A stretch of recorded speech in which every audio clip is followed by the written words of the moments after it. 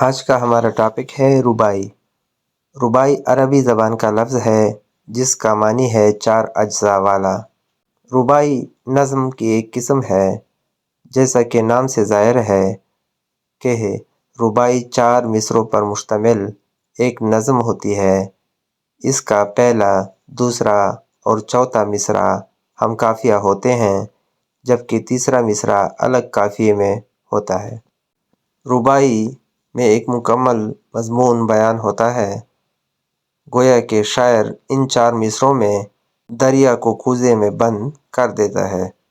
یاد رہے طلبہ، ربائی کا تیسرا اور چوتھا مصرع بہت اہم ہوتے ہیں، کیونکہ ان آخری دو مصرعوں میں شاعر اپنے مضمون کو پایۂ تکمیل تک پہنچاتا ہے اور اپنا خیال واضح کر دیتا ہے۔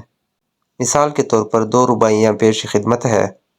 علامہ اقبال کی ایک رباعی ہے کہ جوانوں کو میری آہ سحر دے، پھر ان شاہین بچوں کو بال و پر دے، خدایا آرزو میری یہی ہے، میرا نور بصیرت عام کر دے۔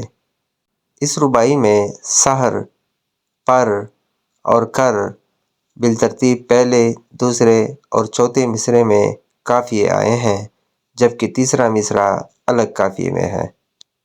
رباعی کی دوسری مثال علامہ اقبال کی ہی ایک رباعی ہے۔ رگوں میں وہ لہو باقی نہیں ہے، وہ دل و آرزو باقی نہیں ہے، نماز و روزہ و قربانی و حج یہ سب باقی ہیں، تو باقی نہیں ہے۔ اس رباعی میں لہو، آرزو اور تو بالترتیب پہلے، دوسرے اور چوتھے مصرعے میں قافیے آئے ہیں، جبکہ تیسرا الگ قافیے میں ہے۔ امید ہے رباعی کی سمجھ آ گئی ہوگی۔